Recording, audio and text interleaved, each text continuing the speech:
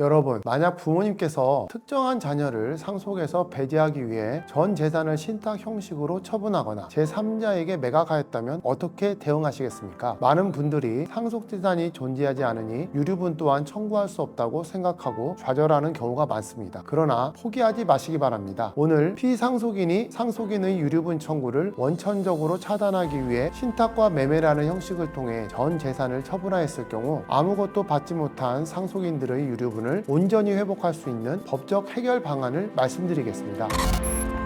그렇다면 신탁과 매매를 이용해서 어떻게 특정한 상속인을 배제하는 걸까요? 첫째, 신탁의 경우입니다. 피상속인이 신탁회사에 전 재산을 신탁하면서 본인 사망 시 이 재산은 특정한 상속인 또는 제3자에게 귀속시켜라는 내용으로 계약을 체결하는 것입니다. 형식적으로는 피상속인의 재산이 아닌 신탁회사의 재산이므로 피상속인 사망 시 상속 재산에 해당하지 않고요. 피상속인이 살아있을 때에는 아직 신탁 수익권자에게 해당 재산에 대한 권리가 이전되지 아니하였기 때문에 생전 증여에도 해당하지 않는다고 주장하는 방식입니다. 둘째, 매매의 경우입니다. 시가 20억 원 상당의 부동산을 지인에게 단 2억 원에 양도하는 저가 양도 방식이나 실제로는 대금 수수 없이 서류상으로만 매매 계약을 작성하는 것입니다. 대금 수수 없이 이루어지는 매매를 가장 매매라고 합니다. 법률 지식이 부족한 분들은 서류만을 근거로 유류분 반환 청구권의 행사를 포기하게 됩니다. 법률 지식을 어느 정도 갖추신 분들은 이렇게 생각하실 수 있습니다. 신탁이나 매매를 부요라고 주장하면 될 것이 아닌가 하고 말입니다. 그러나 위와 같이 신탁과 매매가 이루어진 경우 가장 매매를 제외하고는 법적으로 모두 효력이 있습니다. 그리고 가장 매매의 경우 그 매매가 통정한 허위의 의사표시라는 사실을 입증해야 비로소 무효가 되는데 그 입증 책임은 무효를 주장하는 사람이 부담하게 됩니다. 즉 통정 허위 표시를 입증하지 못할 경우 가장 매매로서 무효라고 주장한 당신은 상대방의 소송 비용까지 부담하는 최악의 결과를 맞이하게 됩니다. 그렇다면 어떠한 논리로 어떻게 주장을 해서 유류분을 반환받을 수 있을까요? 먼저 신탁의 경우 피상속인의 사망 이후 해당 신탁 재산이 수익권자로 지정된 특정한 상속인에게 이전되게 되는데 그 실질이 사인 증여와 유사합니다. 피상속인의 사망으로 인하여 수익권자에게 무상으로 신탁 재산에 대한 소유권 또는 수익권이 이전되기 때문입니다. 따라서 여기에 착안해서 신탁 재산에 대한 권리를 취득한 특정한 상속인은 특별 수익을 얻었다고 주장해서 그 신탁 재산을 유류분 산정의 기초재산에 포함시켜 여러분들의 유류분을 받아내야 됩니다. 다음으로 매매의 경우 저가양도와 가장매매를 구분해서 말씀드리겠습니다. 저가양도의 경우 매매 당시 해당 부동산의 시가를 감정을 통해 밝힌 후 그 시가와 실제 매매 대금의 차액에 해당하는 가액만큼 그 부동산을 매수인이 증여받은 것으로 주장해서 유류분을 받아내야 합니다. 가장매매의 경우에는 금융거래 정보 제공 명령 신청을 통해 실제 매매 대금이 수수된 사실이 없음을 밝히거나 형식적으로는 매매 대금이 오갔더라도 다시 출금이 되어 반환되었다는 정황을 밝혀서 가장 매매임을 입증하고 유류분을 받아내야 합니다. 이걸 혼자 하시라고는 말씀을 못 드리겠습니다. 왜냐하면 어렵습니다. AI를 통해 물어보셔서 답변을 받을 수는 있겠지만 사실관계가 케이스마다 다르고 법리 주장도 그에 맞추어서 변형되어야 하기 때문에 만족스러운 결과를 얻기는 힘듭니다. 따라서 반드시 전문가와 상담하셔야 합니다. 여러분께서 신뢰할 수 있는 상속 전문 변호사가 없으시다면 저에게 연락 주시기 바랍니다. 저는 변호사로서 서울지방국세청, 중부지방국세청의 조세법률 고문 등을 역임하며 다수의 상속 분쟁과 유류분 소송을 수행해 왔습니다. 정말 제대로 된 전문가를 통해 소송을 진행하고 싶다고 생각이 드신다면 저를 찾아오시면 됩니다. 확실하고 실질적인 법률 서비스를 제공하겠습니다. 법무법인 시완 대표 변호사 정재환이었습니다. 감사합니다.